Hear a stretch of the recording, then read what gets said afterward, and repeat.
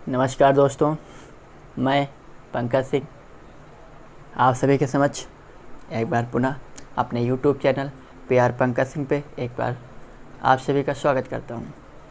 जैसे कि हम भारतीय नदियाँ या इंडियंस रिवर का अध्ययन कर रहे थे, उसी कड़ी में हमारा आज का अगला लेक्चर है हिमालयी नदियाँ। हिमालयी नदियों के बारे में पिछले लेक्चर में मैंने आपको बातें बता रखी हैं कि इस हिमालयी नदियाँ में 3 प्रमुख तंत्र को हम पढ़ेंगे: सिंधु नदी तंत्र, गंगा नदी तंत्र और ब्रह्मपुत्र नदी तंत्र। उसी कड़ी में आज हमारा पहला नदी तंत्र है सिंधु नदी तंत्र। सिंधु नदी तंत्र या सिंधु रिवर सिस्टम। सिंधु नदी तंत्र एक बार हम मानचित्र के माध्यम से आपको समझा दें। जैसे कि ये जो रेड कलर की आपको लाइन नज़र आ रही है, ये सिंधु नदी है। जो ब्लैक कलर से नज़र आ रही है वो चेनाब है, ग्रीन कलर से रावी है, फिर रेड कलर से व्यास है, फिर ब्लू कलर से आपकी सतलज है। चेनाब जो है सिंधु नदी तंत्र की सबसे लंबी सहायक नदी है। सिंधु नदी तंत्र में सबसे पहले हम जिस नदी का अध्ययन करेंगे वो सिंधु नदी। सिंधु नदी एक प्रमुख नदी है, इसलिए इसे हम सिंधु नदी तंत्र को सिंधु नदी के नाम से जानते हैं। दूसरी चीज़, सबसे पहले हमारी हेडिंग होगी सिंधु नदी तंत्र में पहली सिंधु नदी।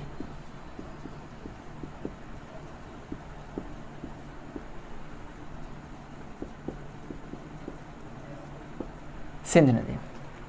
सिंधु नदी जो है मानसरोवर के समीप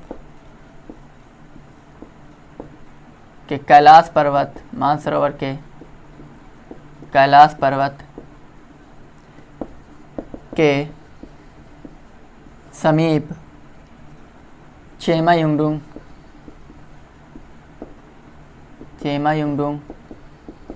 ग्लेशियर से निकलती है। ग्लेशियर से निकलती है। ये है आपका चेमायुंगडुंग ग्लेशियर, जो कि तिब्बत में पड़ेगा और तिब्बत इस समय चीन के अंतर्गत आता है।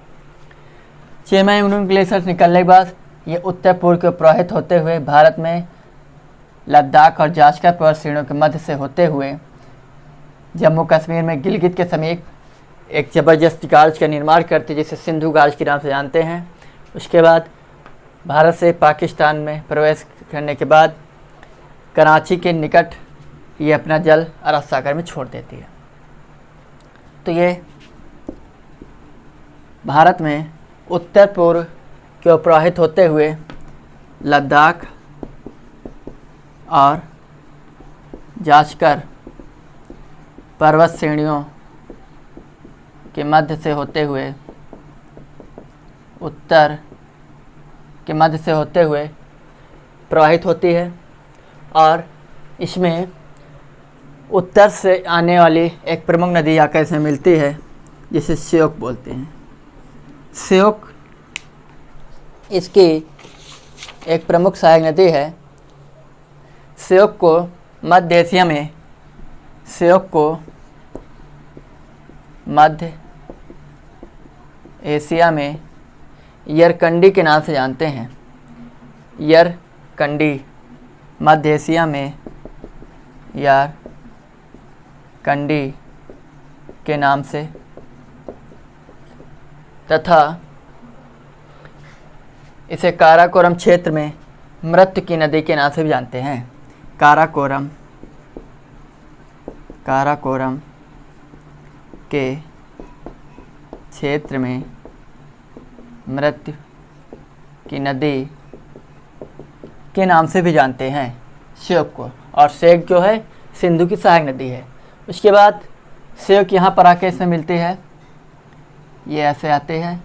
श्योक जो है काराकोरम और लद्दाख के मध्य प्रवाहित होते हुए इसके आगे आके यहाँ पर प्रवाहित मिलती है इससे। यह गिलगित के समीप एक ज़बरदस्त महाखंड या गार्ज का निर्माण करती है। गिलगित के समीप एक महाखंड या गार्ज जिसे हम सिंधु गार्ज के नाम से जानते हैं, उसका निर्माण करती है जम्मू एंड कश्मीर में ही। उसके बाद ये भारत से होते हुए पाकिस्तान में प्रवाहित होते हुए कराची के समीप अरब सागर अपना जल छोड़ देती है। सिंधु की जो है कुल लंबाई है 2880 किलोमीटर। इसकी कुल लंबाई जो है 2880 किलोमीटर है, यानी कि चेमायुंगडू ग्लेशियर से लेकर कि अरब सागर तक, यानी संगम के अर्थात अपने उद्गम स्थान तक इसकी जो कुल लंबाई है वो 2880 किलोमीटर। लेकिन इसकी भारत में कुल लंबाई, भारत में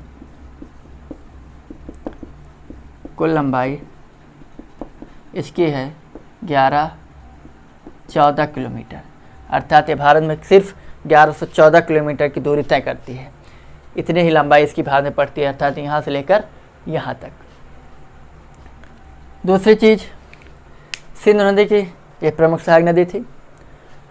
भारत में कुल जो है 6 प्रमुख नदियां हैं, जिनको लंबाई के क्रम से हम लिख रहे हैं क्योंकि उनको यहीं पर जान लेना आपके लिए बेहद ज़रूरी है। वो है सबसे पहली जो भारत की सबसे लंबी सहायक भारत में प्रवाहित होने सबसे लंबी नदियां हैं, उनमें से ब्रह्मपुत्र, जिसकी लंबाई है 2900 किलोमीटर। दूसरी है सिंधु, इसकी लंबाई है 2880 किलोमीटर। उसके बाद है आपकी गंगा, जिसकी लंबाई है 25 किलोमीटर। अगली नदी है हमारी सतलज, इसकी कुल लंबाई है 1500 किलोमीटर। अगली है यमुना, गोदावरी है, इसकी है 1465 किलोमीटर। अगली है यमुना, जो कि इसकी कुल लंबाई है 1385 किलोमीटर। ब्रह्मपुत्र, सिंधु और सतलज, ब्रह्मपुत्र, सिंधु और सतलज, ये तीनों नदियाँ ट्रांस हिमालय से होकर प्रवाहित होती हैं, यानी ट्रांस हिमालय से निकलती हैं। बहुत इंपॉर्टेंट पॉइंट है क्योंकि हाल ही एग्जाम यूपीपीसीएस ने पूछ लिया था कि ट्रांस हिमालय से निकलने वाली नदी कौन सी है, तो ब्रह्मपुत्र, सिंधु और सतलज। सतलज सिंधु की सहायक नदी है। गंगा की सबसे लंबी सहायक नदी यमुना है, जिसकी लंबाई 1385 किलोमीटर। गोदावरी दक्षिण भारत की सबसे लंबी नदी है। गोदावरी दक्षिण भारत की सबसे लंबी नदी है, लेकिन देश की वह 5वीं सबसे लंबी नदी है। तो इस प्रकार हमारी सिंधु नदी। अगली नदी हम पढ़ेंगे झेलम। झेलम जम्मू एंड कश्मीर के बेरीनाग के समीप, कहीं कहीं बेरीनाग झरना या शेषनाग झील से होते हुए निकलती है, ऐसा आपको मिलेगा, तो आप कंफ्यूज मत हो। झेलम जम्मू कश्मीर के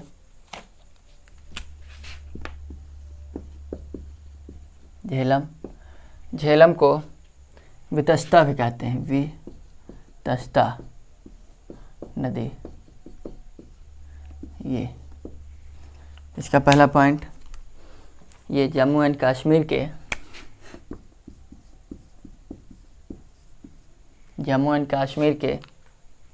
बेरीनाग के समीप कहीं कहीं बेरीनाग झरना मिलेगा या कहीं कहीं आपको शेषनाग झील मिलेगा, तो आप कंफ्यूज न हो।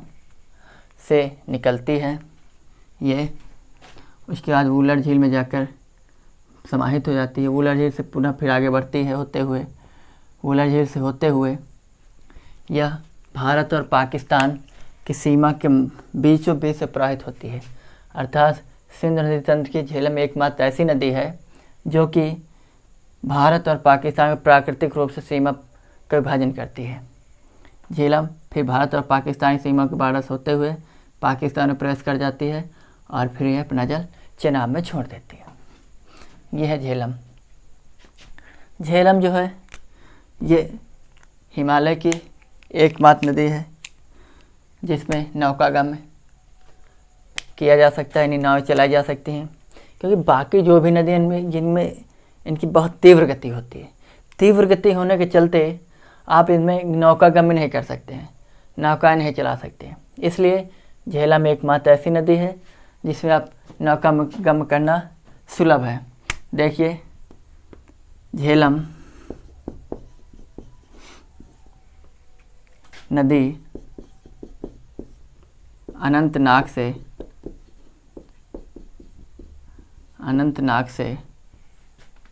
बारामूला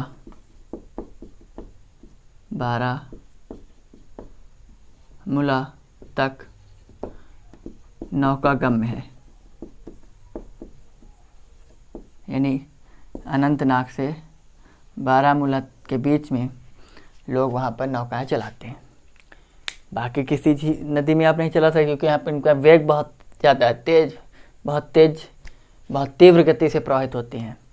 यहाँ पर ये एक जो है कश्मीर घाटी के समस्त के बीच में एक समतल मैदान पड़ जाता है, जिसकी वजह से यहाँ पर नौकागमन किया जा सकता है।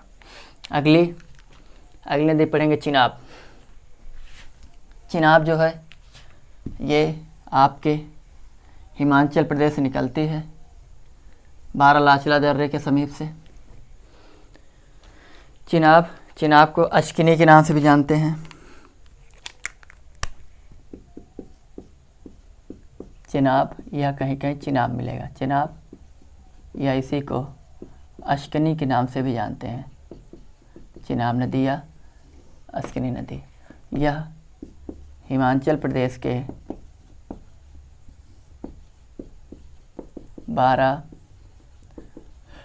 बारालाचला दर्रे के समीप से निकलती है और यह सिंधु की सबसे लंबी सहायक नदी है। सिंधु की सबसे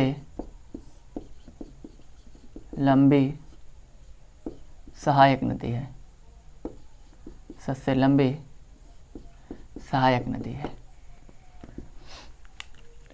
इसमें यही दो महत्वपूर्ण पॉइंट हैं। अगले हम पढ़ेंगे झेलम, चिनाब के बाद रावी। रावी जो है ये भी हिमाचल प्रदेश निकलती है, लेकिन यह हिमाचल प्रदेश के रोहतांग दर्रे के समीप से निकलती है।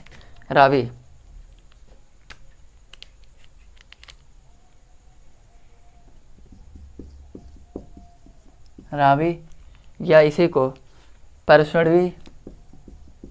परसुणवी या इरावदी नदी के नाम से भी जानते हैं। यह नदी हिमाचल प्रदेश के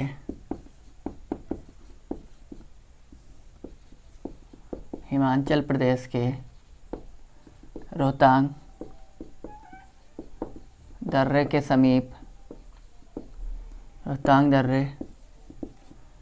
समीप कुल्लू पहाड़ियों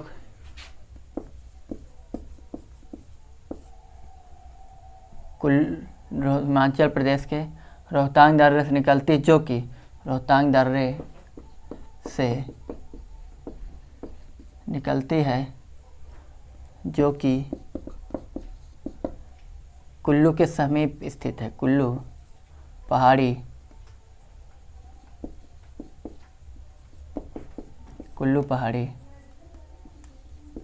के समीप स्थित है।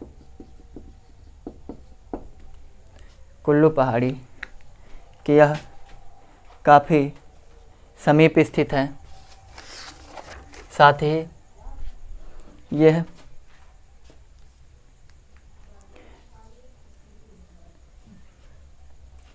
अपना जल रावी आकर के चेनाब में छोड़ देती है। उसके बाद अगली नदी है व्यास।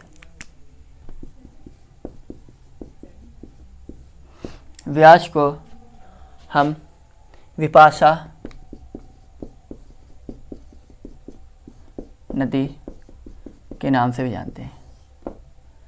यह भी हिमाचल प्रदेश के रोहतांग दर्रे के समीप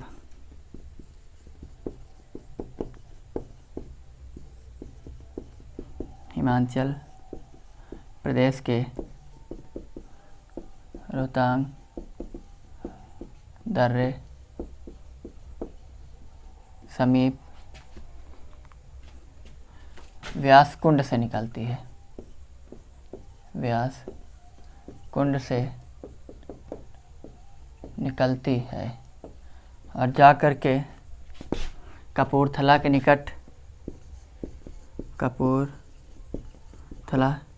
निकट हरिके नामक स्थान पर अपना जल सतलज में छोड़ देती है।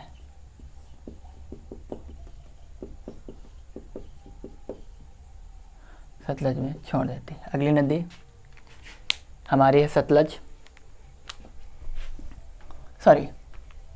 सतलज। सतलज को हम शतुद्री भी के नाम से जानते हैं और यह हिमाचल प्रदेश, यह मानसरोवर झील के समीप स्थित राकस ताल झील से निकलती है।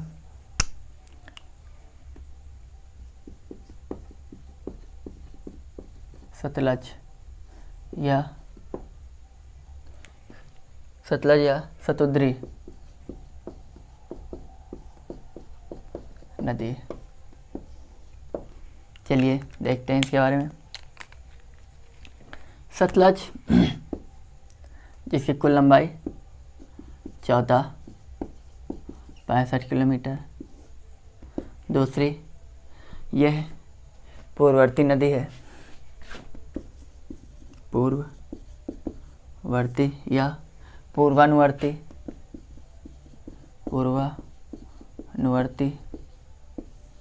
नदी है। साथ ही यह मानसरोवर झील के समीप राकस ताल झील से निकलती है, जो कि तिब्बत में स्थित है और तिब्बत इस समय चीन में आता है। अगला, भारत में यह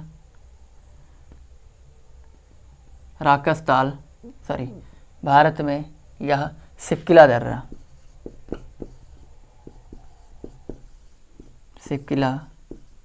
दर्रा से होते हुए हिमाचल प्रदेश में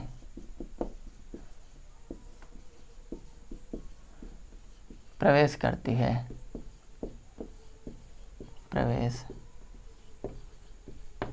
है और अपने साथ व्यास का जल लेते हुए पाकिस्तान में साथ में झेलम, चिनाब, रावी और व्यास का जल लेकर पंचनद के रूप में ये पाकिस्तान के मिठानकोट नामक स्थान में जाकर अपना सिंधु नदी में जल छोड़ देती है। सतलज की एक प्रमुख नदी है जो कि उत्तर से आकर इसमें हिमाचल प्रदेश में मिलती है, जिसे स्पीति नदी कहते हैं।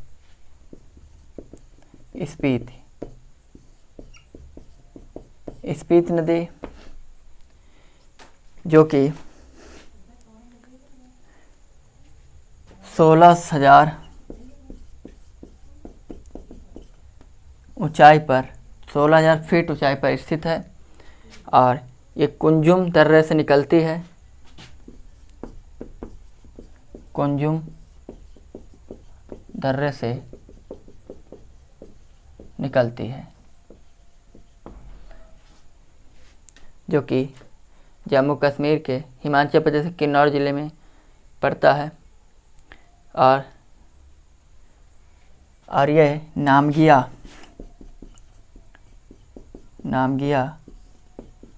गांव के समीप यह स्पीति नदी सतलज में मिल जाती है। ये पांचों नदियां झेलम, चिनाब, रावी, व्यास और सतलज पंजाब से होते प्रवाहित होती हैं, इसलिए इन्हें पंजाब में पंचनद के नाम से जानते हैं। साथ ही पाकिस्तान में इन्हें हम पंचनद के नाम से ही जानते हैं। व्यास की एक खूबी थी, शायद मैं बताना भूल गया। व्यास एकमात्र ऐसी नदी है सिंधु नदी तंत्र की जो पाकिस्तान में नहीं प्रवाहित होती है। वो भारत में ही उसका उद्गम स्थल है, वहीं से निकलती है और सतलज में आके कपूरथला के निकट हरके नामक स्थान पर अपना जल छोड़ देती है। ये है हमारा आज का लेक्चर। साथ ही इसमें एक महत्वपूर्ण पॉइंट है सिंधु नदी जल समझौता, जो कि दो देशों के मध्य हुआ, भारत और पाकिस्तान, सन 1960 में।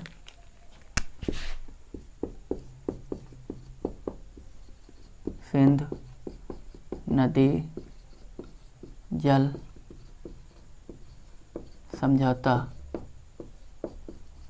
1960, यह दो देशों के मध्य हुआ, भारत और पाकिस्तान। हुआ ये कि जो 6 नदियां हैं सिंधु नदी तंत्र के, सिंधु, झेलम, चिनाब, रावी, व्यास, सतलज, इनमें से आपकी सिंधु, झेलम और चिनाब, सिंधु, झेलम और चिनाब या चिनाब, गलत लिखा थोड़ा, सिंधु, तरीका गलत हो गया था, सिंधु, झेलम और चिनाब, इनका 80% जल पाकिस्तान इस्तेमाल करेगा, बचा 20% जल भारत इस्तेमाल करेगा। चिनाब, उसके बाद रावी, व्यास और सतलज, इनका 80% जल भारत इस्तेमाल करेगा तथा 20% जल हमारा पड़ोसी मुल्क पाकिस्तान इस्तेमाल करेगा। तो ये रहा आज का हमारा टॉपिक, सिंधु नदी जल तंत्र, और जो कि एक अच्छा टॉपिक रहा। उम्मीद करते हैं आपकी समझ में बखूबी आएगा, क्योंकि इसे आपका लेक्चर बड़ा हो सकता है, लेकिन आपका लेक्चर बड़ा होने का रीज़न है कि आपको समझाने की मैं ज़्यादा से ज़्यादा कोशिश करता हूँ, जिससे आप समझ जाएं। तो आपको जो तथ्य वाइज लिखाए जाते हैं वो लिखने कम पड़ेंगे और लिख भी लेंगे, तो आगे रिवाइज करने में आपको आसानी होगी। आज के लिए इतना ही। आप सभी का बहुत बहुत धन्यवाद। इसलिए हम यहीं से विराम लेते हैं। जय हिंद, जय भारत।